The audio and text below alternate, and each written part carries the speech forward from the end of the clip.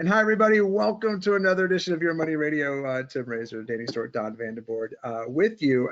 I just wish people, Don, could be here for the show before the show, because I feel like I've exhausted all the good jokes while Don and I are waiting for Danny to join us. All the good jokes are now gone, I think. And half of them, I don't think we could even repeat on this. And this isn't even cable. This is like a step lower than cable where you can just say anything. Like, what's the A stand for in AIG? But yet we can't let the jokes fly as we wait for Daniel. But anyway, stock nerds, market lovers, another excursion here into helping you make or save money, grow your money. But before we start that, Don, I want to see your T-shirt. I've got a whole bunch of things I want to talk about. You know what? I'm going to do something smart before we do anything else. I'm going to tell people what we're going to talk about. Apparently, they like that because socialism is slavery in honor of the convention this week. Why do I ask? I just don't feel like I'm rewarded at all for asking. Hey, Don, let me see the T-shirt. Shirts, Don. That's totally rewarding. I don't know why that is it's two steps removed. It is a rock and roll T-shirt, because how many rock and roll bands do you think there were in Russia back in communist era? That would actually make a good name of a band. Yeah, it would. Rock in Russia. No, he meant socialism is slavery. Yeah, Don. Anyway, keep up, Don. As I press forward here and not getting. I have another administrative item before we press forward. Dan, are you aware what this month is? Oh, I am. I'm not aware of what this month is. I'm terrified to ask, Don. My 5-year anniversary with Revere, and the HR department did not send me my gift catalog. That sucks. I know I'm either going to get a pen or a desk clock. I know the HR department, and let me tell you what, you ain't getting. I'm sending you some charting software. Are you? Yeah. No, he's not. He's not even doing that. Just trust me. That's it. That's the administrative item. The only thing Danny's doing today is driving down the road, yelling at other drivers, going, "I'm better than you." I do have a collectible item to share when we get to that portion of the show. I think let me do the rundown, because I did a rundown on Thursday night's video, and I got messages from people going, that was really nice. I'm looking forward to the show. And I'm like, I should probably do that just instead of just talking about what I'm doing. We're doing hedging. So the mailbag that we have here is pretty deep this week. So I got to pull my notes over here as I look down. Hedging legacy positions. Okay. That came into the old Revere Asset mailbag. I got a question about volume and how I use volume that I'm going to desperately try to get to, because Don, I believe, uses volume the way I do. I feel like I should know that after 5 years of sleeping with you, Don, but I don't. Well, considering we've never met face to face in 5 years, maybe we should check that. You're not missing anything, Tim. Wow. I want to talk about VIX futures and the power that they have in relation to liquidity breaks. God, if I get to all this. Had somebody ask about trailing up a stop. They had a big win. I think we can do this. I want to talk about your 21 over 20 list, which is the watch list Jesus himself would use if he was going to buy stocks in the market next week. Sequence of returns is something I'd like to talk about. Man, if we can add it in there, Don, how we add stocks, like when new clients come in, because it's really important that we just don't buy things willy-nilly when folks become clients of the firm. And people don't understand that we buy things at a broad level when we make a purchase. Like when we purchase a Tesla for all the clients, or we purchase an Amazon for all the clients, it's bought at the institutional level. But if clients join after we make those initial purchases, we're buying off of consolidations. I want to talk about that. I want to get to AAII, Bank of America. Oh my gosh, Don. So Don and I were talking before the show, Danny, before you joined in, and I wanted to talk about the record outflows in Bank of America. And I didn't plan that. I don't know if you guys can see my notes, but it literally says I wrote my initial thought was Bank of America, WTF. Like my mind was thinking outflows, but I wrote Bank of America, WTF, because that's how horrible run Bank of America is. Didn't Buffett dump Bank of America? I believe so. Wells Fargo too. Oh, he did? I think he cut both. Man, Bank of America, 2 textbook rejections off the 200-day moving average over its attempts to try to get higher. They're just, well, if they want to do that, they should probably to take the Elon path to getting higher. There was a 420 joke in there. I was hoping somebody I was would letting it sit there. I caught it. You know, if it closes at 2100 on next Friday and then splits 5 for 1, it'll open up at 420 on Monday the 31st. Wouldn't that be appropriate? Oh, that'd be so awesome. I hope that's what happens, because that kind of stuff that's just beautiful. You know what? I do want to talk, Don. So we did the rundown there, and we're going to get to all that stuff. But look, I've got stuff that came in the mail this week, Don. Look at this right here. It's called Absolute Baseball, but it's got the hottest rookie. Luis Robert might be the hottest rookie in Major League Baseball, but Bo Bichette, like Bichette happens, like Bo Bichette is the son of Dante Bichette, who played for the Colorado Rockies. But in Absolute Baseball, I don't know if you can't find sports cards on your shelves at Target. You got to go to a sports card store if you still have one in your town. And but Target and Walmart, there are pictures of dudes just sitting in the aisles waiting for the person to come restock the shelves, and they buy it all up. I'm telling you, the sports card market right now is ridiculously hot. Like, I mean, it's you know what? It feels kind of like the market a little bit, where people keep thinking it's a bubble, it's a bubble. That was a nice sneeze job, Don. Nice job. Good thing I muted. Yeah. That's what I mean. Like, I normally forget how to mute. But so many people think it's a bubble happening in the sports card market, and I don't think it is. I just think that it's just going to ebb and flow like the markets. Where how many times have you heard since 2010 that this is a bubble and it's going to burst? And you have those periods of big severe drawdowns that you can avoid, but the price. I want to know how in the pocket the graders are in this cottage industry. Like the Russian judge during the Olympics. Like the analysts, they're the stock. No, they're the sports PSA, Beckett, SCG, the three major grading companies. PSA had a grading scandal a while ago where they were accepting trimmed cards. I think they're beyond that though. But that's what's selling now. Like those are. I don't typically buy cards. I just have fun opening these things and making content out of them. But I don't. Well, you know what? I had fun opening. Let me see. My son greeted me. I was out of town for 5 weeks. He came back and said, "Dad, I got a surprise for you when you come back." It's my youngest son. Wouldn't give me any clues on it, but it is the 1999 Gene Simmons Playboy edition. Now, you want to talk about a collectible. Which one's Gene Simmons? He's the one at the top with the large tongue. He's the one not with breast, Tim. He's the one not with breast. All the other ones are women. Well, how old is Gene Simmons these days? I mean, men that age get breasts. Don't act like you're not impressed. Where do you even find that at? Did your son get that off of eBay? A friend of his was cleaning out. His parents owned some rental units, and he was cleaning one out and found a bunch of Playboys. And you can get that graded. He knows I'm a Kiss fan, and he gave it to my son. No joke. You can send that into PSA and get that graded. And so you think I would actually let somebody take that off my hands? But they ensconce it in plastic and they grade it for you. It makes it worth more. How am I gonna read the interesting articles if it's ensconced in plastic? Dear Playboy, let me tell you about. Whoa! Look at Tesla here.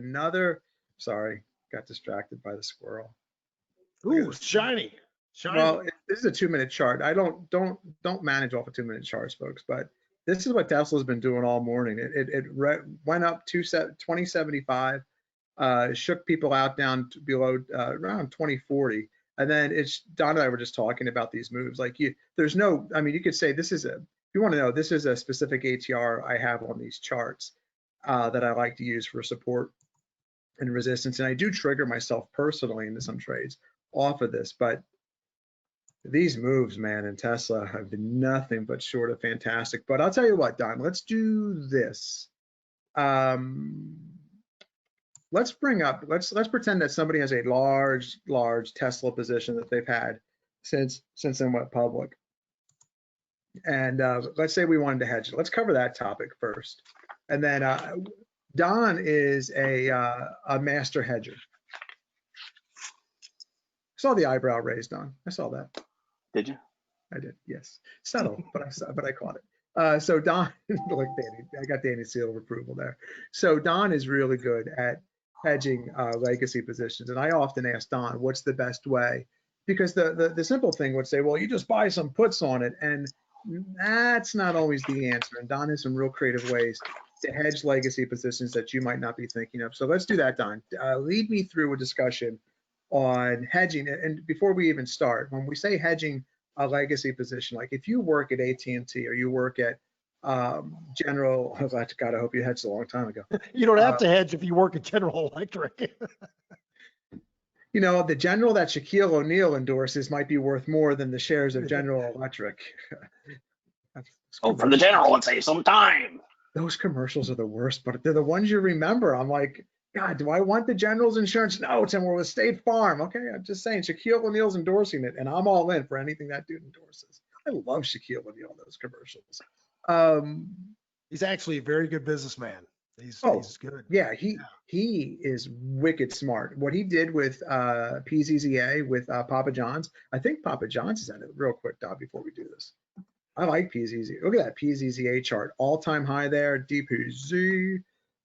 Oh, DPZ all-time high. Yeah, we own DPZ in the shop.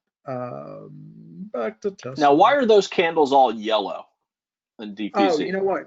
Let me get you DPZ. So this is a daily chart. So all these do are alert me to different phases of a consolidation that DPZ is in. And so, and you can see they do change colors. And so there's something that I've had custom programmed for me over the years. And so like somebody asked me about these ones. I don't know if I ever got back to that person in my inbox. But those are just custom timeframes that I want to see and I want programmed in. So like I have different I have multiple monitors that I manage off of, but sometimes they're just distracting. And so I wanted to see all the consolidations that I'm watching and the timeframes that I'm looking for. I want to know what phase of the consolidation they're in. So like when I'm timing an entry, what did I just do this in? I had Tesla. Yeah.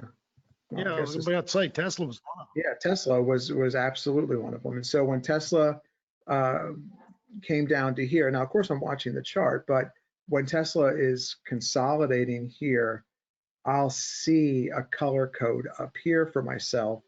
And then I'm waiting for a trigger now, like say a 5 through a 21, like right here, a 5 through a 21.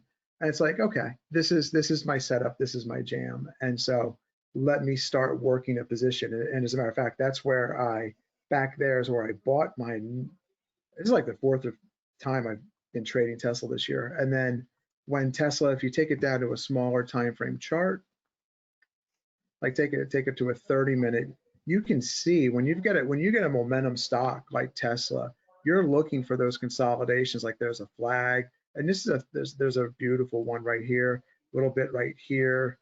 This is just one big long consolidation, another consolidation, and now the gap up. And so it's extrapolating down, like all the things that we talk about on the show, day in, day out, week in, week out, finding stocks that have your fundamental makeup, that 70, 30%. Did I tell you we're going to do dividend screening today? I don't think we did. I'm going to do dividend screening today too. 70-30 mix. Gosh, how did I miss dividend screening? It's a big deal today. 70-30 mix, and then you find your setup and you want to get in for people that didn't join that weren't in that initial buy. You want to be able to execute your plan on smaller time frames. And so that's what I've been doing all week. In last week is adding Tesla for folks. So it's been amazing. All right, Don, let's hedge. Let's talk about it. So there are several different ways to hedge, and it depends on what you're trying to accomplish. It can either be like, for example, if you want to go out a little bit longer, you mentioned using puts, but a better A better example, and one that can finance itself, is using a collar, a costless collar, where you determine what your downside is going to be, how much you're going to hedge. Like, for example, you're willing to go down 20% over the next 3 months. And then you look on the upside. I don't think I spelled collar right there. So that's to buy the put, and then you would sell a call on the upside for basically that would give you enough selling the call to cover the cost of the put. So that way your downside is protected. You can participate in upside. If you start getting close to it, you can increase. You can buy the call back and move it up a little bit. Give me a pause there for a second, because that's a lot to digest. And so if you're not familiar with options, or you just you don't trade in them often, there is a 3-dimensional, 4-dimensional factor to this, because not only do you have to have the right delta, or which indicates kind of what you're paying for what the option is worth. You don't want to be wasting money on a premium that you're hoping expires worthless, but you want, if like Don said, if you get that big pullback, that 20% pullback, you do want enough body to the option that it actually protects you, not just expires worthless because you never got down there. And so that's really confusing to talk about parenthetically like that. What you have to understand is, like, if you buy, like you got Tesla, right, and you want to buy some Delta 10 puts, right, or you want to collar them, and you're using Delta 10s, that really indicates there's a 10% chance that you get down there. But so even if you get the 20% pullback that Don's talking about, these puts may not move depending upon the time or the duration that's left in them, because the magnitude of the move isn't great enough. If you got a 40% pullback, then those puts become probably worth something. That's a really simplistic way of explaining something, but you want to understand that if you need help with this, we're more than ever. We're always ready to talk to you, whether you're a client of the firm or not. We'll help you with this, because it's complex and it can get very confusing. Go ahead, Don. I'm sorry. Anybody calls me on that, I'm directing them to you, Tim, by the way. No, that's not cool. Because it's hard.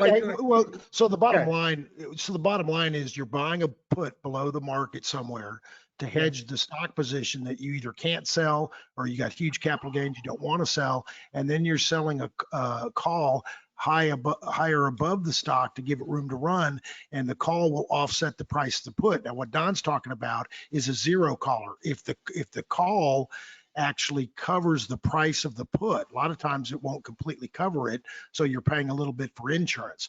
But if you get enough premium for the to cover the price of the put, that's called a zero collar. Now, what a lot of people do is they'll buy a put for 4 or 5 months out, and then they'll roll shorter term calls. They'll roll them every couple weeks or every month, and so you get 6 or 7 calls for each put to roll over as you move. Yeah. There are also some easier ways to do it. For example, suppose you own you have a big gain in a REIT, which this actually happened with a client that came in, but the REIT is trending under the 200-day moving average. You can short the index that the REIT is in, as long as you got to look on a chart and make sure that they kind of move in sync. You can short the REIT so that if that goes down, if the REIT continues to go down, your short will make money offsetting the losses. There's also, for example, Walmart. There are stocks that move kind of in tandem with Walmart. If you were wanting to cover that, you can short something like that. If you were long Microsoft, Adobe moves almost in lockstep with Microsoft. So suppose you own Microsoft shares, but you were restricted from shorting it for one reason or another. Maybe you work for the company, you could short Adobe. They move very much in sync. So the key is to find something that moves a lot with what the instrument is that you're trying to hedge. And if nothing moves a lot with it, like for example, Tesla, there's a cars ETF, but that only has 10% Tesla in it. So that wouldn't get you what you were wanting to. Then you got to go to the options market. And that's called a pairs trade, when you're using 2 stocks inversely. These charts are not set up for what Don just described, but what you need to do to see this visually is get yourself set up with whatever you're trying to hedge, your main stock, and then the correlative assets to that, to what you think. And then that's the only way you'll really see. You got to be able to see a chart for this. And I know for some stock nerds and market lovers, you're saying, well, of course you got to look at a chart for this. Look, we get so many new viewers of the video podcast every week. It's not intuitive. And so that's how you would do that. The way to see how something moves is you got to program some kind of correlation chart. If your platform does that, whether it's stockcharts.com, whether it's Thinkorswim, which is what I'm using, whether it's MarketSmith, which Don likes to use, you got to be able to compare so you can see if it is a true apples to apples move, or if they move in an opposite direction, because maybe you want to go long something in case your thing falls. And so there's that as well. And so that it doesn't happen that often, but we do enough of this to know how to help people a lot. So if you have any questions on that, did we cover it all, Don, or do you have more? Yeah, let's. Yeah. So look, if you have questions out there about how to hedge a position, and look, just because you've had, it's tough, because I get this, the reason I'm about to say, like if you've had stock gifted to you and it's an emotional, there's a lot of people that this happens to, and I'm not going to pretend that I wouldn't be one of them. So like if someone you loved had stock that gifted it to you, and you just never ever want to sell it because of what it means sentimentally to you. That hurts sometimes when you see that thing go down 20, 30, 40, 50%. We get that. Just call us. We're more than happy to help you. Some of you have a lot of biotechs fall into this for people. If you have a stock that is help somebody or it's in the process of helping somebody you love, you own the stock because it's where your mindset is. But we can help you. And so, you know what, let me show people how to get a hold of us, because it really is pretty powerful. So listen, a couple things here. Just go to Revere Asset right here. And then if you want to get a hold of us, it's easier to call us. These questions get complex sometimes. You can send us email. Here's Don's email address. There's my email address, and America's Fiduciary right there, Dan at Revere Asset. The easiest thing to do is pick up the phone and call us, 855-732-5932. We'll get you, if it's too hard to do over the phone, we'll get you on a GoToMeeting or a Zoom meeting, and we can show you. We'll share screens so you understand exactly what we're talking about. And if that doesn't work for you, like, oh, I'm too busy, I'm always working, we'll just make a video for you and email it to you. We'll do anything we can to absolutely help you. And so, you know, I've got this screen up, Don. Don, this week, a couple things you're going to see under the Daily Market Insight. You'll see this podcast here before you see it posted to the podcast page on Saturday mornings. But you'll also see Don's 21 over 21. We'll get to that in a little bit, but this list, the 21 over 21 that Don posts every other Friday in this tab, the Daily Market Insight tab that you'll see set up here, is the go-to watch list for stock nerds and market lovers across the globe. And what you want to do is you want to be able to get that list. Don will be more than happy to go over that list with you if you want to email him. But that list, he explains it every Friday, what it represents, why you should be paying attention to those stocks, and why they are so powerful. And so that list is becoming one of the most popular things that we do here in the shop. And so I want you to make sure that I mentioned that. Okay, and it's not just a list. We currently own 14 of the 21 that are in the list. Right, that's a good point. There's a lot of we're divulging what's going on with our portfolios when you follow that list. We talk about entry points. Another point I want to make, Tim mentioned about looking for low risk entries. One of the biggest benefits to us as an active asset manager that buys individual positions is the waiving of the fees on buying stocks has really allowed us to piecemeal into positions for a client. You can buy 1% and then another 1% and then another 1% and zero commissions, where under the old we'd be paying 3 times the commission. And you can't put the position together optimally the way you would want to, knowing that there's no commission involved in it. So it's been a big benefit to our management style. Yeah, and we'll get in the size here in a little bit, but let's do this. I want to do volume profile. I want to do volume, and you know what? I didn't bring up this tab. Let me see if I can bring it up here on the right here. So a lot of people have noticed, hey Tim, where's volume on your charts? And I've had volume programmed into my bars. So my candles actually have volume in there. And oh, let me see. Tesla's probably a good one to do. So when I see, let me take this down a little bit to like a 30-minute chart. And so these dots on my candles give me something that I was raised on. And so I had those programmed into, they're for me. And so they're specific for me and I don't give them away. But you can do the same thing I'm doing. And you can use this resource if you want. So the dot means volume is above average, below average? Above, it could be above, it's above average. I don't want to know below. And so here comes, you know what, this isn't going to give it to me on where I want it. Let me pull this up and then we'll do it over here. So when I'm looking at volume, I used to have it on my charts, but I want to know HER just as much as I want to know volume. So there we go. So when I'm looking, what I was raised on is something called volume percent change. And it's really easy here. So here's volume percent change. And what I want to know, not just because you want to measure a volume. You don't want to just say, well, volume was higher, volume was low.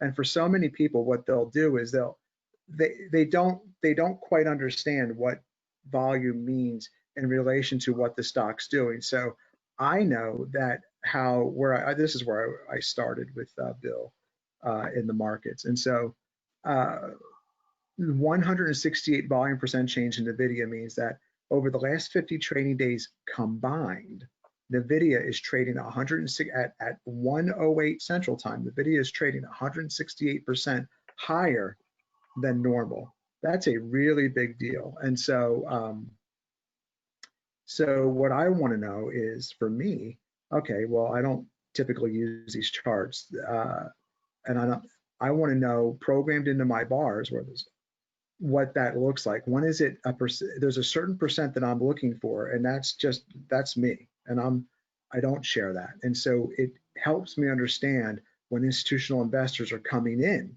or more importantly, when they're selling. And so this is a 30-minute chart, and I don't read too much into it, but if I see price moving higher, I typically want to see volume coming in. And so I'm programmed for volume. Now, somebody had asked me something about a volume profile, and a volume profile on these charts it'll be in the background, and you'll see volume bars extend out. And I only know volume profile to work typically really, really well with SPX, and I study that on SPX, meaning that the most traded price and the most traded volume, SPX tends to gravitate to and from during the course of a month until a new event happens and a new volume profile is established. I don't use volume profile. That doesn't mean people who do use volume profile aren't great at it. It just, I was raised on volume percent change, and it works for me in my mindset and how I'm trading and investing in stocks. Don, what do you do with volume? Look for confirmation. If a stock is breaking out of a base and the volume is low, there's not as much conviction in institutions. If the breakout is not accompanied by volume, also look for monster volume on big gaps up. When you would have an event like earnings that blew out Wall Street. Overwhelming volume adds to my conviction level for wanting to take a position in that. Similarly, on the downside, the same situation. Is something being sold off to a moving average on very light volume? If so, when it gets to the moving average, that's a great opportunity to pick some shares up. If the volume's high, you can expect it to blow right through the support that you're targeting. And then look at this on this Tesla chart. This is a Tesla daily chart. And so I've got look at this, it's a wick right here. And I've got my volume percent change dot. But now you can see this is Don just described, a light volume, even down to the 34. But when it triggers higher, I'm here buying at the 21 at the mean. And even though this helps me out tremendously. And I'd say, even though I haven't had a volume dot higher, that doesn't mean price can't move higher. So just know that, sorry, Don, I am going to mute myself while I cough. Well, the bottom line is you want, Like when prices are moving higher and you're bullish, you want higher volume. When it's selling off, you want low volume. Yeah, and even though I can't see a dot here, yeah, that doesn't mean price isn't moving higher. And so it's a nice to have, but the volume is so tremendously high and skewed with Tesla right now that it's just difficult. It doesn't mean that Tesla's move is going to fall back. It might. It's a market. Anything can happen. Volume is one piece of the overall puzzle. So like when you're looking for all the preponderance of evidence to help you stay in a stock, get into a stock, or sell a stock, volume is but one piece. But I'll tell you what, if your stock's selling off and it's tremendously high volume, that's a really important clue that you do want to pay attention to. So having a way to measure volume is what you want, not just that there is volume, because when they give you volume, it has to be in relation to something. And that's the most important thing. Does that make sense the way I said it, Danny? Danny, are you texting me? Perfect. Yeah, I was texting you. Are you texting me? Because I actually sent you an emoji. It was a kiss. I got the kiss right here, Dan. All right. Sorry, I walked into that one. So awesome. What a silver lining in the heavy volume to the downside, if the stock reverses and puts in a hammer and closes near the top of its range, that could be a signal that washout got rid of all of the weak holders, anybody that wanted to sell, and it clears the deck for an upside move. And I think you saw that on Zoom this week. Yeah, I didn't know you were going to do that. That's when you said get all the weak hands out, that's what happened here. And so this was, I don't know if it was algorithmic, but the old undercut and rally. You can see those three wicks to the left of that. Actually, there's 4 of them. You undercut that, and that was it. You got everybody out that you needed to.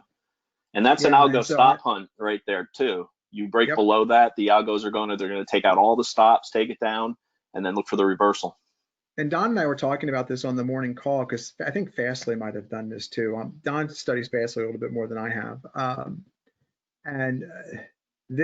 We were saying, like, some of the things that we do you're not blindly holding because you don't know this is going to happen. But this, based on this position sizing, 2.5% doesn't shake me out. And we talked about this on Video Stock Nerds, and you can see there's the levels that Don was talking about when I'm looking at my average true range charts. Here's the mean, and you can see you shake them all out. You're holding the -2 ATR, and then you start to reverse higher. Now you're back up here to the top one, is maybe Zoom gets ready to make a run into earnings, and it's trading at new highs. So the thing to do in an environment that's moving really quickly like this, or just in general, it's not a bad practice. You can have a tremendous year in the markets trading half size, if that's half your size, because our normal size is 5%. But trading half size, I'm telling you, has allowed us to build some tremendously, Don alluded to it earlier, great positions for clients in the shop. It's been a huge win, this commission-free trading, because it's really opened up different things that we've wanted to do forever. Now we're just doing them. So that makes sense. Did Fastly do this time? Let me pull Fastly up. I haven't.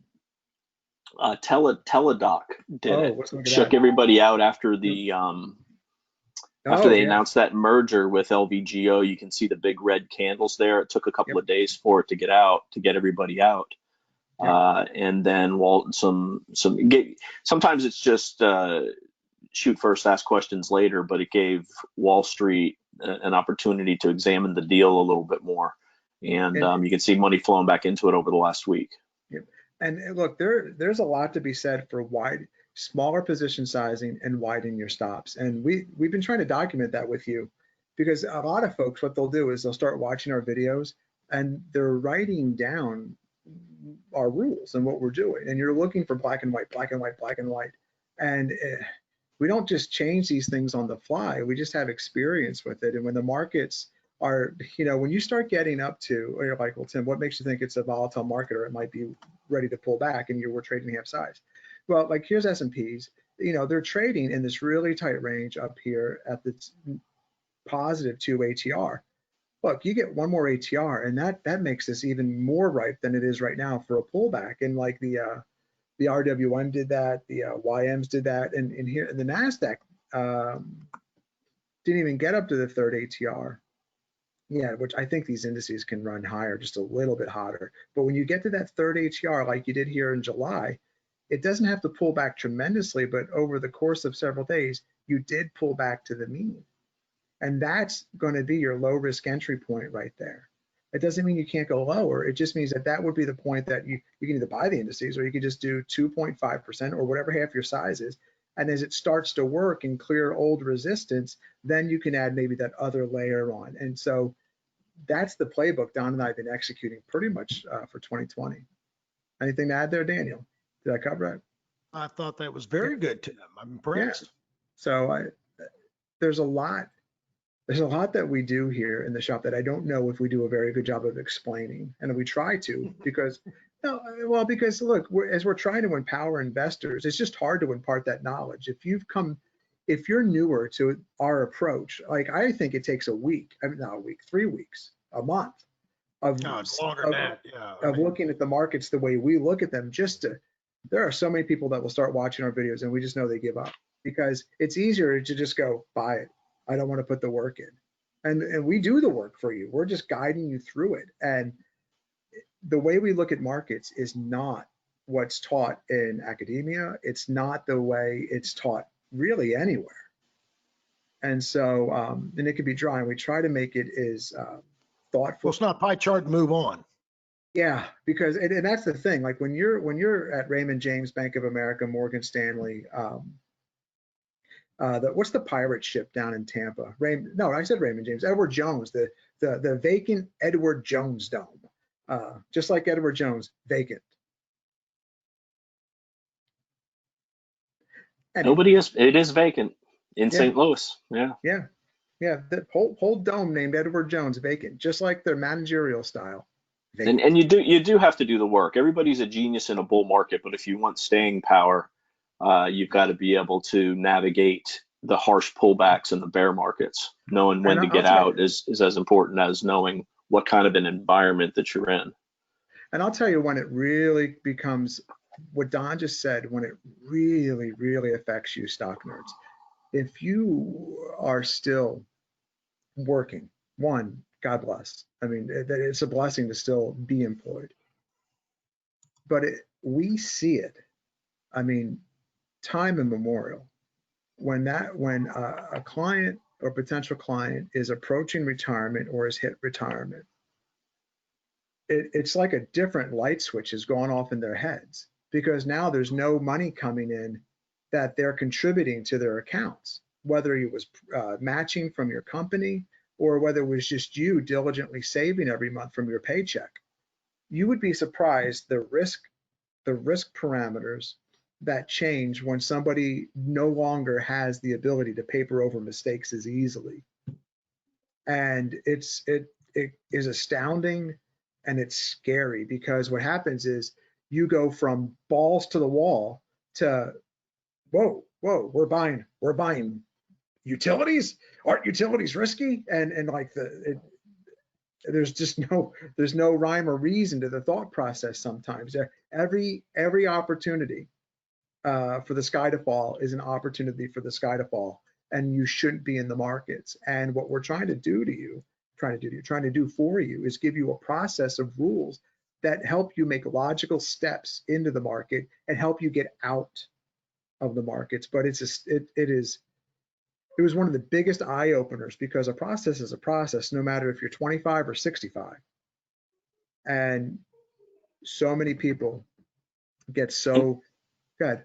One of the dumbest things you can do, Dan is fond of saying that risk is in the market. Just because you're a retiree doesn't mean you should automatically every year be dialing back your stock exposure and blindly adding to your bond exposure. When you're in a bull market, take advantage of the wind being at your back, up your equity position. People are going to say that's the exact opposite of what Wall Street preaches, and you're damn right it is, because Wall Street is not trained to identify when the market is favorable or unfavorable. They just want you in the pie chart, and then depending on your age, you should have this allocation.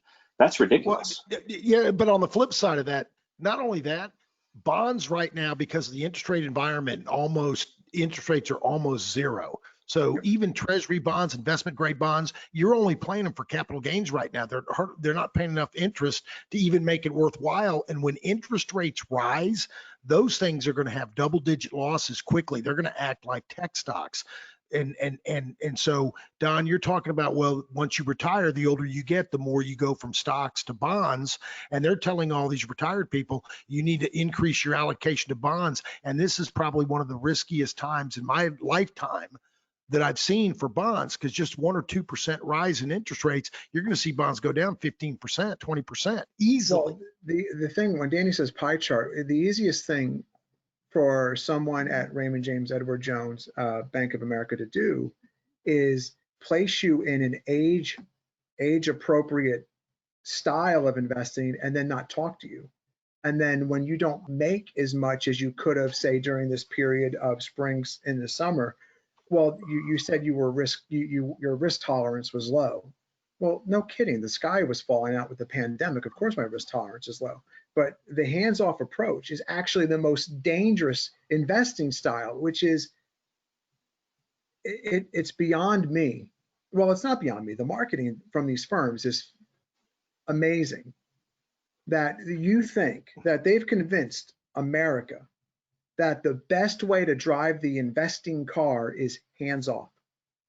That, hey, take your hands off the steering wheel. It's Carrie Underwood. Jesus, take the wheel. He'll guide my portfolio.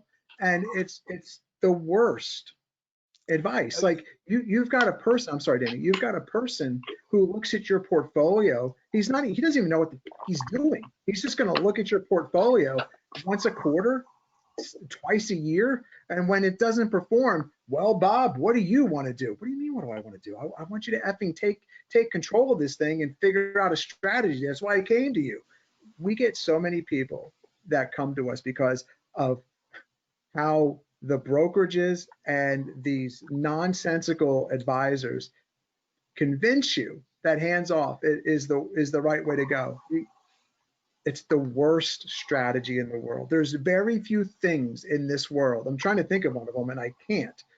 Maybe touching an electrical wire where you should just be hands off, like you shouldn't really touch that. But like, where is it that you're trying to steer something in a positive direction and you go, you know what, you shouldn't be in control of that. Just let it all happen. You know what they call that, Danny? The rhythm method. That's how we have so many babies sometimes. Listen, it's a rhythm method to investing. I got people ask me all the time, well, what sector do you like? And I say, look, I don't care what you call it, whether it's bonds, emerging markets, tech stocks. I like the sector that's trending up. If it's trending downward, I don't like it. I don't care what it is. I don't like it. You never hear Don or I argue stocks and sectors. Like, we don't argue stocks. Like, if Tesla for some reason wanted to, I hope it doesn't while we're talking because it's going to cause me consternation.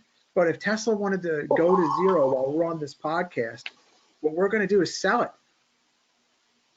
We're gonna get into the platform. We're going to sell it for everybody. Anyway, what sector do you like? That's nonsensical. Completely nonsensical. And then you give an answer and they come back 3 months later. I thought you liked XYZ, as if you don't have a stop in place. Well, then they say you've underperformed. That manager didn't do very well, so we need to switch out. We need to move. Oh, that's what they say. They don't have culpability. Raymond James, the unculpable pirate ship. Well, Raymond James has Tom Brady pirating the ship right now. I don't know how that's going to work out. And they've got Gronk. Gronk is in charge of your investing advice. That's just, that could be good, right? He's a tight end. Gronk, I just think of penny stocks when I think of Gronk. Is Gronk a penny stock? No, he would be buying penny stocks though. He would need the rush. Oh, Gronk. Oh, You want to get in early, so you want to buy it when it's low? You know, which is, by the way, another stupid axiom.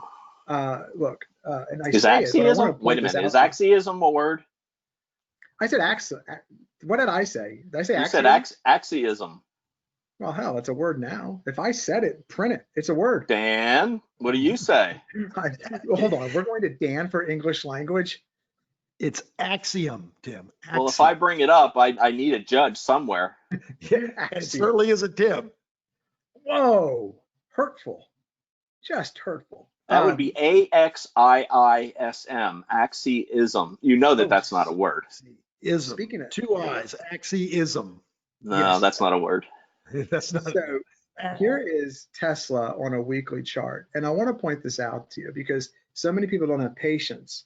But some of the dumbest things you can say are like Tesla hit a new high, it can't go higher. No, Tesla hit a new high, sold off on high volume like we talked about earlier. It was a weekly chart. And then it came down to the 10-week. That's actually a low risk entry point, wouldn't you know? And Don and I were in there. We've owned Tesla multiple times. We've taken multiple profits on old Tesla Ruski. But look, this is a beautiful flat base that formed on a weekly basis. And it comes up, it serpentines, and then it breaks out. And there's so many people that they don't quite believe that this can happen. And I try to point let me fix this real quick. I try to point all this out to you all the time, but it happened here in the SPX. And so you get this beautiful, you get two closes above the 21, and then this beautiful flat base forms. But inside of that flat base, you got a 3 weeks tight pattern. That's my favorite pattern in the whole wide world on a weekly basis. Price consolidates like that at close to highs. It typically wants to go higher. And now here you go. You got the high as a weekly chart. You got the high this week.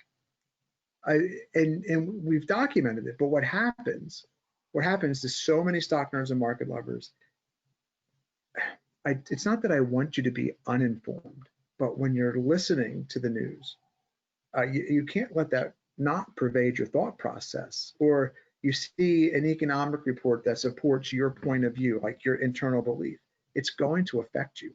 And so the things that we've been pointing out, they don't have to work, but they have. And we've taken advantage of the signals with you. And when they don't work out the way we think they're going to work out, because we know how our stocks behave, because that 70-30% mix that we've been talking about, we sell. And I said it in last night's video, I'm more comfortable talking to you about the losses than I am the gains. And I say that because the losses, anyone can talk about their gains, but documenting a loss and helping you understand it gives you the courage of your convictions to actually take action when you need to, because there's not a trader alive who doesn't have that 40 or 50% loss from a stock or an option or something in their past, or maybe right now, that they knew they should have taken action on, but it didn't work out. And so just something to think about right there. And let me show you this. In terms of economic reports, I did this last Friday. This right here is the economic report to study. And if you watch that video from August 14th, that is the one. That's the one economic report I know in my heart and soul makes all the difference in the stock market. And I want you, as we march forward into the fall and into the election cycle, to study that one economic report, because it will make a huge impact on prices to come for the next 3 months, next 2 months, well, next 2 full months. Anyway, let's do this. You want to do some screening? Let me show you what I got going on here, fellas. So last week, we talked about a growth screen, and we talked about how you can, if you missed last week's show, here's the growth screen, and that I don't want 150 ideas, even though I like looking at stocks.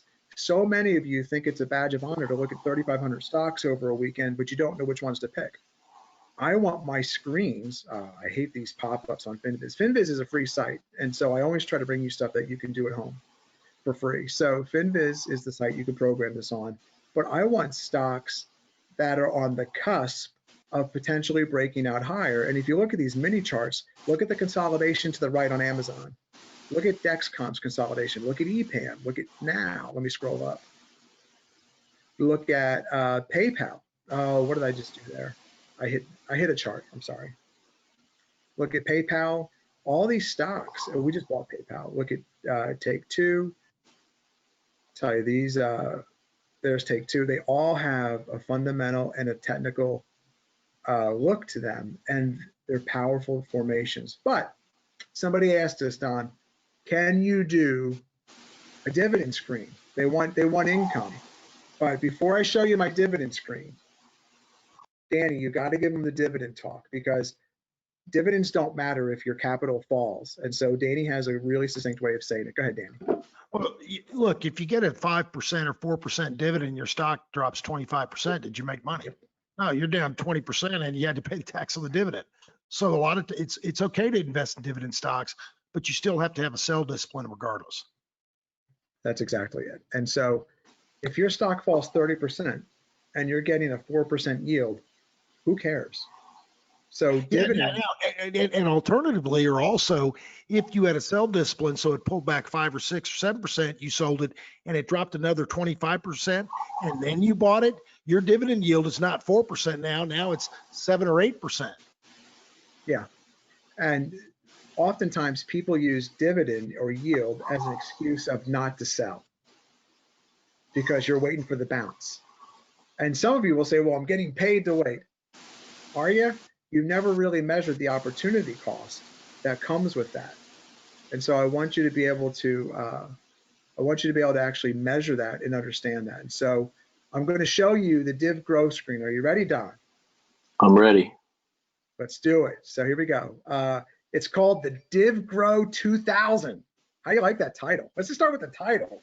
Div Grow 2000. It just sounds revolutionary. This screen's 20 years old? Yeah, it should be 2020. Div screen 2020. No. If there's one thing I learned from watching Conan O'Brien as a youth, in the year 2000 was one of the most popular things Conan ever did. And you name everything 2000 to make it seem like the future. Yeah, but now it's in the past. Yeah, but we're going to be in the future here in a second because you've never seen this screen before. Okay. Why not div screen 3000? That makes it sound like it's futuristic. Super futuristic? I'll tell you what, maybe, I don't know about super futuristic. I kind of like Div Grow 2000 sounds like a tractor. What are you driving, Tim, the Div Grow 2000? Look at Don, just I'm trying to figure out how your dividend growth screen doesn't have anything selected for the dividend yield.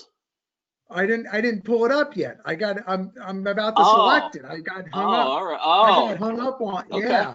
Yeah. You're ready to keep this. He's building the suspension, Don. So it's working. Pins and needles. Did you say building the suspension? 20-year-old screen. He's building the suspension. He's making a car. Danny's a leaf spring kind of suspension fellow, where some people are like airbags, like the big trucks have airbags. And so for suspension. Now, here we go. Let me get rid of that. Here are the parameters. Okay, so let me just go over these real quick. I wanted just over 2%. I wanted price above the 20 day. You can't choose 21 day in the free model. I wanted it over $10. I want some earnings. I want some sales positive. I want return on equity positive. I want EPS positive. I don't want China. I want USA only. I don't want and I want sales growth. And so, look, you can go into your stock nurse. You can take a screenshot of this, pause the video, program this thing, have fun. But listen, when you start, you'll see. I spent a lot of time with this. When I show you the names, you'll see that you want names that you can hold while getting the dividend. And then when they don't work, you want to be able to know when to sell them, because the dividend doesn't matter if your stock is collapsing. So let me just, like I did with the other chart, and we'll pull some of these up and we'll take a look at them. So here's the names that the screen has pulled up. That's Mercury Insurance. Not a big fan, but look at that beautiful chart of Extra Space. Look at that nice chart of Flower Foods. What is this? MCD. That's a nice chart. I don't know what they do. I got to go look. Morgan Stanley. Can we just talk about how bad Morgan Stanley is? Do you want me to do that, Danny? Because I can tell you how much I hate Morgan. Going. You got like 4 more topics you haven't hit yet. That's true. Look, if you're in Berks County, Pennsylvania, let me tell you something about the wide missing branch of Morgan I'm Stanley. checking them off as we go. Yeah, as Morgan Stanley goes, if there's a good place to take your dog to do his business, it's the wide missing branch of Morgan Stanley. That's where you want to let your dog do his business or her business. They don't. To me, it doesn't matter. Just take your dog over there and ask. I won't say his name, but just starts with the letter M. Here's Lockheed Martin. Nice looking chart right there. Look at that chart of Procter & Gamble, ConAgra, and Fastenal. And so you'll notice if I take these over here, I have this set up already, that these are the yields. And so a lot of you, when you screen for dividends, like you feel so elated when you're like, oh, stock is paying 17%. You know, there's a lot of stocks actually doing that, but that's not sustainable. And so that's why the fundamental criteria are what they are. You want companies that are actually have what's known as stability. And that's not me being smart with you. There's a rating I grew up on when I'm looking at dividend stocks called stability rating. And the stability rating, you want the stock anchored. Like if you want to get true income, you don't want the price to move. You want to have a store. Think of the stock as a store of value. And then that store of value is paying you money. Well, it's a stock and it's in a market and it's going to move. So can you limit the price action? Now the market's been so strong that a lot of these have moved. So let's pick one, Don. We'll just take a look at it on the chart. Pick one. BlackRock. BLK. So let's get BLK on a daily chart here. So is BlackRock actionable off of a daily chart? Well, look, we'll examine these. Yeah. Like now listen, stock nerds and market lovers, this show is for what? Your edification purposes only. Never ever to be misconstrued as advice. If you want advice, if you need advice, if you seek advice, just call us, 855-722-5932. But look, here's a stock that's holding the 21 and it's trading in this tight range. And look, when you get these two closes above the 21, you know, that could be a trigger for you, whatever your rules are to get you in. But this is a really nice consolidation. And so BlackRock pays what on terms of yield? I'm looking at BlackRock, you know, 2.5, you know, almost 2.5% is a hell of a lot better than nothing from your bank. And so for comparison, the SPY pays 1.8. Oh, thank you. That really, I wish I would have thought of to do that. Thank you, John. That's our word, team. So yeah, this is an actionable stock that actually pays a yield. And so let's pick another one. Let's just try to go back to that chart if you don't mind, real quick. I don't mind. Dovetailing with what Danny said. Okay, so you buy BlackRock, you've got your yield, you're happy with it. What if you're wrong? Let's decide where we're going to be wrong. And I'm going to suggest look at that right in the middle, that yellow bar that's popping up, Tim. I'm sorry, right here? Right in the middle of your screen. Nope, the middle. Right there. Draw a horizontal line there. And you can see that was resistance. Keep going all the way over, and then this keep going, keep drawing the line. Then you can see this, it pulled right back to it. Oh, I got you. When it formed the base, and then your 50-day moving average is coming up there. If you break below the 50-day and that resistance, you're wrong. Accept the fact that you're wrong and move on. There you go. That's a great point. Does everyone, do you think, say it again, Don, just because people can, what you just said, they can apply to every stock that would. I like BlackRock. This is actually would be, you know, for our blue chip growth and income, we don't own it, but it would be certainly would be a candidate for it. But when I bought it, I would be looking for where I would sell it if I wasn't right. So you look to the left of the chart. The saying is look left, be right. You see where prior resistance was. It jumped out at me, and then you can see where when it was building this base, it pulled back right to that prior resistance area. So that resistance has now turned to support. And if you break that area, which would coincide with, you always want to look for multiple levels of support.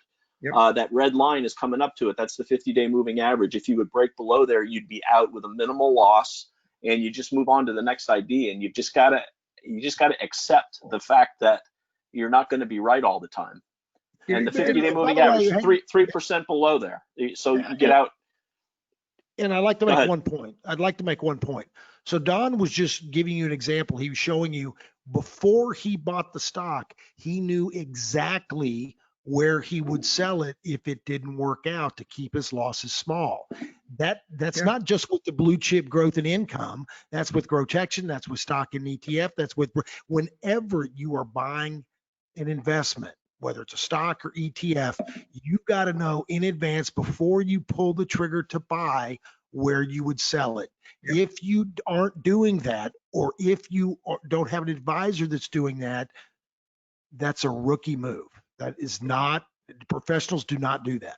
Pick another one, Don. Let's do one more for the folks at home. Procter and Gamble. P&J.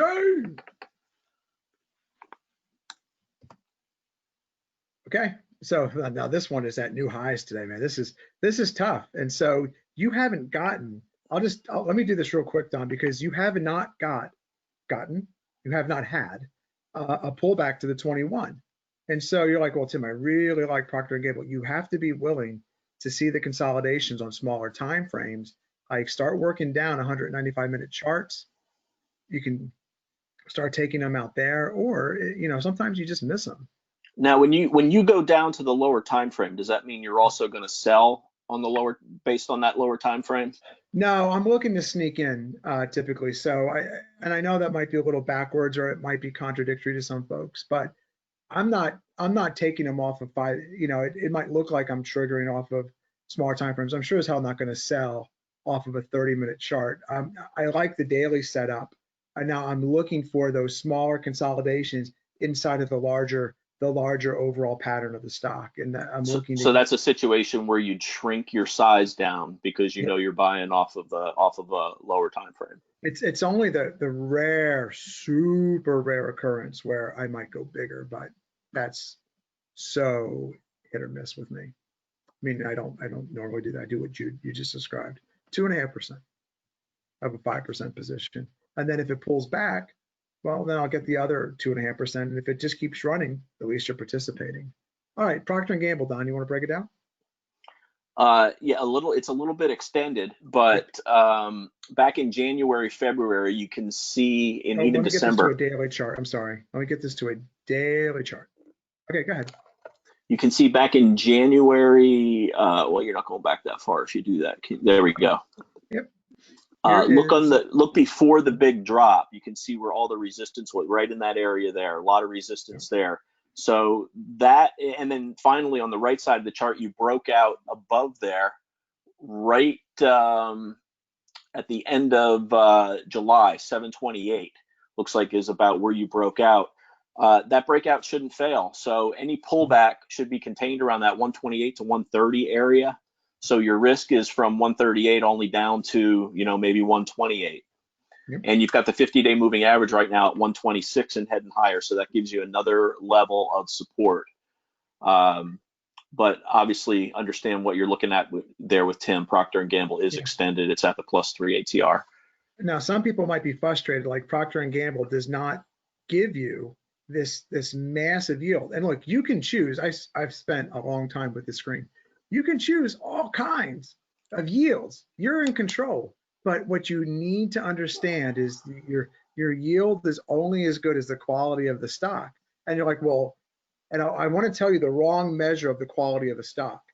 Well, they're not going out of business. It is absolutely the wrong measure of the quality of a stock. But so many people approach stocks like that. Well, they're not going out of business. They're also not going up or being stable in price. Most likely, the higher the yield, the more suspect. And you're looking for upward or stable, not volatile. If you want volatile, we can do that for you all day long. What you want is something that gives you the opportunity to hold on to it so you can collect that dividend. And if it doesn't work out, we'll do one more for them, Don. Let's do one more for the people. And Dan's going to say net, a 20% gain with a 2% dividend is a lot better than a 10% gain with a 3% dividend. Yeah. There you go. Yeah. And it's much better than a 4% dividend and an 8% loss. You're only getting paid to wait if your stock trades sideways or goes higher. When you take a 20-25% loss in this stock and you let the words out of your mouth, oh, I'm getting paid to wait.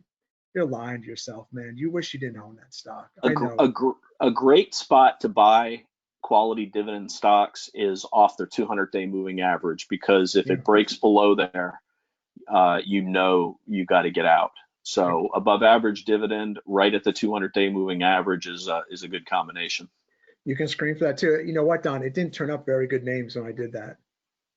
Okay. That's why. Yeah, that's why. And that's because things are so extended at this point. Yeah. But that's because the market's been on a pretty strong uptrend. So really, if you're more patient, the time to buy the dividend stocks is off a big pullback or a correction, and then pick them off and be more patient.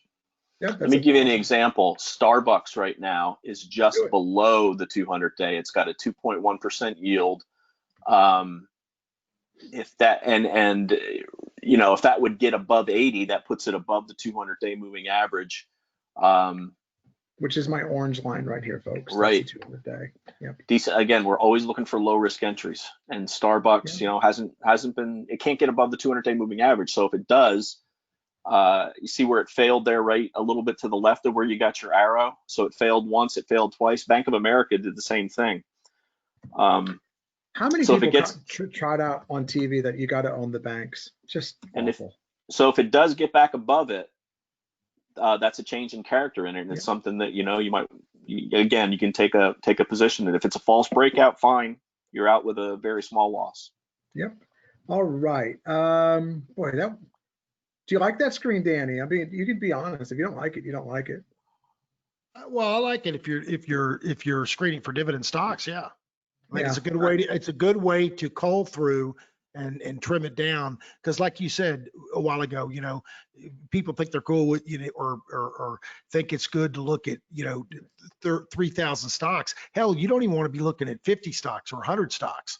You just want to be able to cull it down to the 15 of the best, because if you're looking at 100 stocks or even 50, folks, you're just replicating an index. You might as, if you're buying that many stocks, just buy an ETF on the dividend index or the S&P index or whatever strategy you're trying to do, because buying that many positions, your correlation to the index is almost is 1. I want to do this real quick because we still got trailing to stop 21/21 sequence of returns. Let me do this real quick. Look, stock nerds, the easiest way to get a hold of us, call. I mean, sometimes, it takes you longer to type out your question than it is to get an answer. So call, we actually pick up the phone. We have no salespeople. You don't have to worry about getting hit up by anything. You're not going to be put in some marketing loop. If you want help, reach out and get help. I know that straightforward approach is probably foreign to you, the way people abuse you and the phones these days in 2020. But listen, we're not that way. So call us or email us if you have questions. But the easiest thing to do, because it's brevity, is this. Just follow us on Twitter. Here's my Twitter @TJRazor. What it allows you to do is direct message me. I don't give my phone out anymore. Very rare do I ever give my phone out anymore. If you have a question, all you have to do is follow me on Twitter. Let me know you followed me and direct message me. You'll get great videos of Remy cutting me off when we go for runs, and you'll get these types of things. These types of video alerts, and then there's a couple like right here. I'll update you on things we have in the shop or while I'm watching. This was when Tesla on the 19th, a couple days ago, was trading at 1900, and I was talking about the hourly consolidation, and you can see it a mile away. The things that we talk about, stock nerds, it was forming right here. I wanted to alert you about it. So I think it's worth it to do. Don is really informative. Like Don is D Vandenborg just D Vandenborg, the letter D in Don's last name. And he's talking 8 reasons about Fastly, which, what an amazing reversal in Fastly, just like the reversal in Zoom. And then here's Danny. If you want to just ask Danny any questions, one, look at Don. I mean, Don's talking about chess, and Danny's like, well, do you want to play a game? Danny would go all day long with you. Love Danny. At one Danny Stewart right here. And then you can, if you follow any of us, you just have to send us a tweet and say, look, I followed you, fellas. Or hell, just email us. If you don't know how to do that, we'll follow you back. So then you have the ability to send us questions via direct message. And so hopefully that all makes sense. Danny, can you do this? Can you do the outro real quick that you normally do? And then I've got the last 3 topics that I want to cover. You're going to cover all the VIX Yeah, we're gonna futures too, or okay? All right. We'll see. We'll do that next week. Maybe. Okay. All right, folks. Well, listen, if you like what you heard, please tell a friend, tell a neighbor. I know it's like drinking from a fire hose, but it'll all make sense after just a couple weeks if you just hang in there. You can go to revereasset.com. Yep. And you can sign up for our daily, there's a subscribe button, and you'll get our daily short market insight video that Don and Tim alternate each day. It's about 10 minutes long. You'll also get this podcast on the weekend. There's also a webinars button. Don does a lunch and learn live market webinar about once a month on a Wednesday at noon. And it is, you can do a Q&A at the end. Even if you can't attend, it's at noon Eastern because you're working. He'll send it the recorded podcast directly to your inbox. You can always call us old school at 855 Real Wealth. You can email any of us, Don at revereasset.com, Tim at Revere Asset, or Dan at Revere Asset. And look, this right here, Danny has been doing this more and more because people are becoming aware of it. Insurance is not an investment. And so many of stock nerds and market lovers, their parents and loved ones have been told that insurance is an investment and you're not getting the returns you think you should be getting in this market environment or over the course of this market environment. And it's because there's much, much better ways to insure a risk than to try to couch it as an investment. It shouldn't be sold to you that way. It's illegal, but people do it, and it's the people who try to sell you insurance as an investment are going to hell, especially the ones that do it to you in church, which is a true story from someone we all know. And it's ridiculous. Can you imagine doing this at church? I mean, they say he forgives, but I don't know. You start selling insurance, you start selling annuities, I think Jesus is going to have some words with you when you get to the pearly gates. But listen, there's much, much better ways to do things, and Danny can help you work through that. And there's one last thing to that, that every day that you stay in that horrible product, whether it's an annuity or that life insurance, you're lining the pockets of the person that sold it to you. And that's the problem. They sold it to you with high fees, and there's trailers on this stuff. And don't keep rewarding that behavior. Break free. You don't reward that person any more than you absolutely did already. What's done is done. Now let's set the record and let's move forward. So, and if you need to know all the intricacies of that, you call. And then Danny, I've seen Danny get people out of things that they've gotten into, and it doesn't always happen, but it doesn't also hurt to ask him and get the situation potentially rectified in a positive way. Don, let's save sequencer returns. I think we should do some watchlist stuff. Is that okay, or do you think it's really that important this week? Sure. Yeah, I think we should save sequencer returns. I'll do VIX power next week, Danny. The volatility futures. We'll do sequencer returns. But let's do, trailing a stop is really important, real quick. And Don might have a different take on this. Let's take a stock like P&G. Let's do PG. We just had PG up. So people will write, someone wrote to me in particular this week and said, I've got this huge winner. I've taken some profits, and in a future show, I'll cover, we'll just put it as offensive selling. But one way to be a defensive seller is to trail up a stop. And I like what's known as a 3-bar stop. And so this is more defensive in nature. It's not very offensive. So let's say that you got in on this flat base right here, okay? And so if you bought like this next candle, well, this is your your stopping point, but you could say, well, I'm going to use the previous low.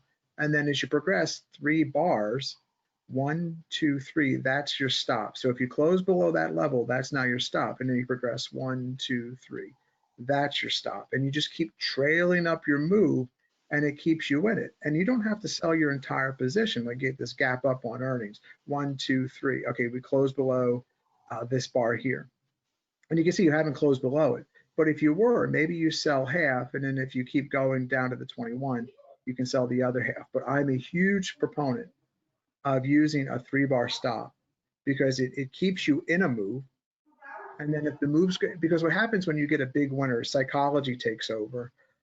And then you start buying, you're designing your dream home. You've got everything you've ever wanted. You can extrapolate well, especially when it happens with options.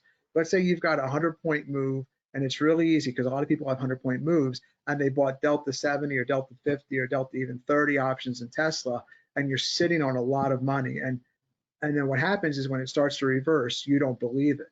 And you're like, oh, no, it's going to be okay. And then before you know it, that 6-figure gain or even 7-figure gain for some folks, it starts whittling away. And you can't believe what's happening. You freeze and you don't know. And so a 3-bar stop just keeps you in check.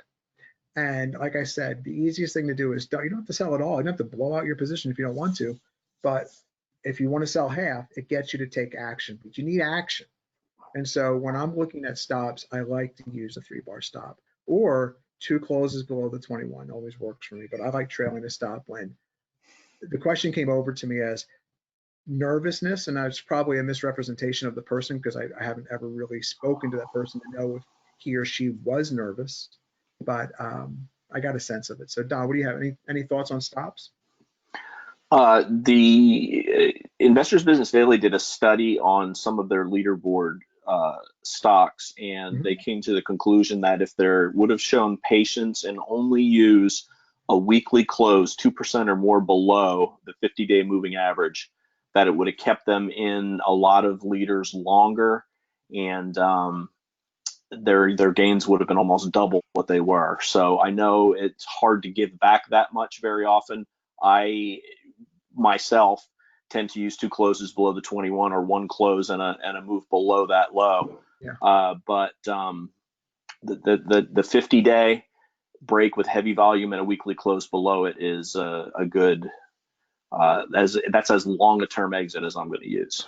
I'd like to add one thing on there, because a lot of investors, they just use a hard number in their mind. They just do 4% or 5% or what. And see, different stocks have different volatility and moves, like one average true range on a stock, one average move per day, and higher beta stocks that are leaders that are going to make you the most money generally move 1.5 to 2 times more than the overall market. So you really have to think about in your mind doing some kind of beta adjusted stop loss percentage in your head. You got to, in other words, a very docile, slow moving stock, you may have a 4 to 5% stop loss, but a stock that's higher beta, it's got to be around 7 or 8%, or like Don says, you're going to get shaken out all the time.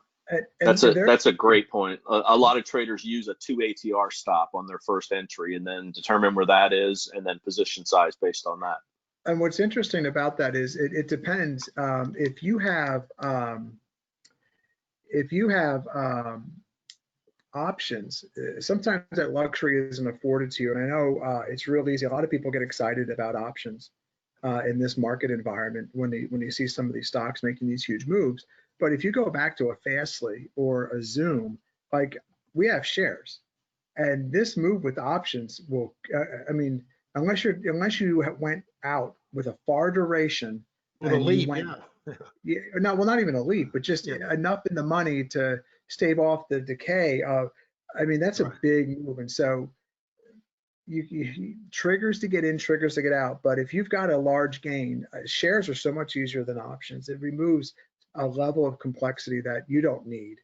And you can do a number of things. Like Don mentioned 2 ATR, Danny mentioned beta, and I said 3-bar trailing stop. You have to find what you're comfortable with, because you can have all the knowledge in the world, but if you can't execute on something that you're comfortable with, it's very difficult to be consistent with this. Don, let's talk 21 over 21. Let's do that. 21 over 21. So you take them over your watch list. I got some things for a watch list, and then I think that's a good show. I'll update it on the video tonight. A couple of exits from the beginning of the week, actually, as the week went along, stayed above the 21. So I'm trying to determine that some of the things I wanted to replace them with, what are the last 3 or 4 that are going to be on the final list. But for the most part, the list stayed intact. So you'll see 17 of the same as last week, and that's a testament to how strong leaders have been acting. If a bunch of them start falling out, it's a changing condition for the market, and that's as good a feedback mechanism as you can see. Changes to it means change in the market character when a lot of leaders are faltering. Yeah, and so let me just get you that list real quick, or show you where that's going to be for newer viewers of the show. And I lost. There it is. So if you want the 21 over 21 list, go to Revere Asset, Daily Market Insight, and then it'll appear. Let me just click on it. It'll appear there the Friday afternoon. So this show was there. If you're watching this show, it comes early. Hopefully you got it Friday. You get that video Friday. It gets you set for your weekend and gets you ready for your next week. And so really interesting things happening. We should mention this, Don. We were talking about Tesla and Apple, which are just, we haven't looked at Apple today. I was just looking at that. Oh my gosh. It might pin at 500 by the close. Yeah, today's options expiration, which is, it's just craziness today. And look at Apple. But talk about, they have the day of declaration, which Don and I were talking earlier. We don't think people realize something about that with Tesla and Apple. What were we talking about earlier? Yeah, record date. Today is Tesla record date, which really doesn't mean anything. What it would mean is if they were paying, like suppose they yielded 2%, if you're a stock owner on the record date, that means you get the dividend even if you sell after that, before the dividend is actually sent. In this case, it really doesn't mean anything. You get the split shares if you own them next Friday. The split goes into effect as of the open on Monday, the 31st. Apple's record date is Monday, but again, that doesn't mean anything. Apple is also splitting on Monday, the 31st, the open. And Don and I were talking before you joined, Danny, like, I don't think people realize that. I didn't realize that. I was like, because I was asking Don, do you think they're stuffing this because they want to jump in? And Don's like, it doesn't really matter, because if you own it next Friday, you're going to get the split adjusted price regardless. I'm like, oh yeah, I guess that makes sense. Like, I wasn't thinking of it like that. I was thinking about it in terms of dividend. And so it makes it, I'm telling you, and some of you out there are just yelling, like you're yelling like Apple's $500 a share, and you're saying things like it creates no additional value. And the only people saying this are the people that are missing out on the move. And that's that psychological outlook, that outlook that you have while you're screaming about the Fed, while you're talking politics, and your macro views, it leaves you missing out on things. And if you just had an approach of fundamental technical, and I trade like water, man. I want to flow like water, and I don't want to impart my opinion on this. I just want to see what's there to take advantage of. And if it's not there, I don't want to force things. And if it's breaking down, I want to have the courage of my convictions to sell. That's what you want. And you don't hear any animosity. I mean, unless I'm talking about Morgan Stanley, you hear zero. And I hate that. Did I tell you how much I dislike Morgan Stanley? You did. Okay, I want to make sure I covered where people should take their dogs in Berks County, Pennsylvania for one massive group outing. It's the Berkshire area. It's the Wyomissing area of Berks County. And it's close to Reading, which looks like Reading. If anyone's confused on the map, it's Reading Railroad, not Reading. And so, but that's where you'd want to go. Ask for Mike. And so, and then have your dog, take a squat, raise a leg, whatever your dog likes to do at Morgan Stanley, have your dog do it there. How does that song go? Let it go, let it go. You want to frozen that thing up? Is that what you want to do? Well, wait a minute. Were you talking about the dogs to let them go? Let them go there? Yeah, that's what he meant. Unleash him. Unleash him. I want to keep with Tesla here. I want to keep with Tesla. I think Tesla, it's going to adjust 5 for 1 after next Friday. I think it runs, and and I could be wrong about this, but it's going to adjust, as Don mentioned, potentially down to 420, maybe above that. But I think even if let's just say it trades for discussion's sake, like let's say you get 450, okay, a share.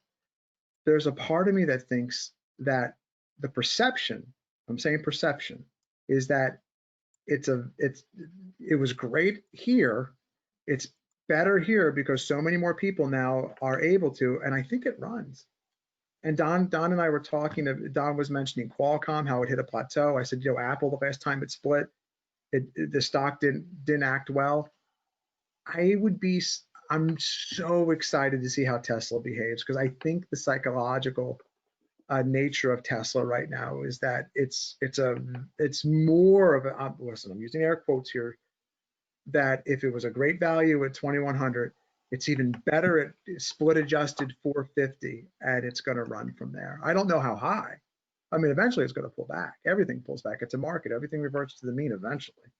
But I think that happens. I like silver here. We haven't talked silver or gold, Danny. Gold's We have tough, not. man. No, gold's tough, as it's had this tremendous move and it's digesting it. And there's nothing wrong with gold here. It's just digesting this beautiful move. Had that big down day a couple sessions ago, and then but I like silver here. I think silver is a much better. These are silver futures are a much better setup than gold right now if you're not participating. And so the way we're participating in the shop is SLV. And so you can see here on the average true range charts that you've come down to the mean here.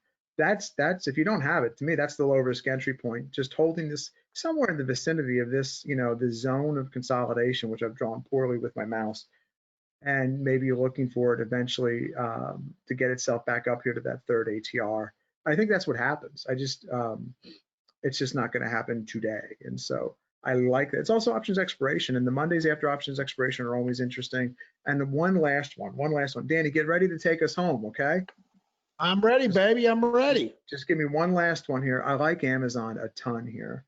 And even though it's flat for a $3,200 stock here, I think Amazon has the ability to come up, challenge the old highs, and then go up to about 3,400. And so, but it's got to do a couple things first. And that was a horrible way to zoom in. Danny, I did not zoom in well. Look at that bull flag. Yes. That's exactly what I was trying to highlight. I just couldn't get. I know. That looks a little bit more.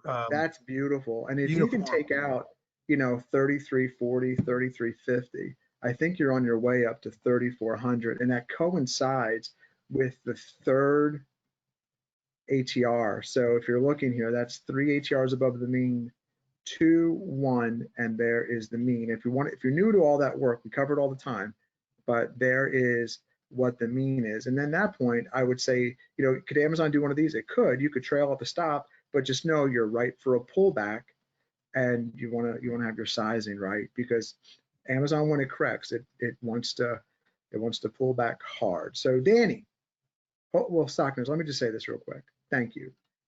We exist because of you, and so many people have come on board the shop this year. It's astounding to us. Like, it's a growth rate that we're really proud of, but we would be remiss if we didn't say thank you. It means the world to us that you trust us to just simply ask questions. And then you send us your loved ones, and you were coming on board. And so thank you. We're so incredibly grateful. And I'll say this, if you want to come on board, it's a DocuSign form away, old DOCU. It's super duper simple, and we'd love to have you join us. Danny, take us home. We'll talk to you next week on Your Money.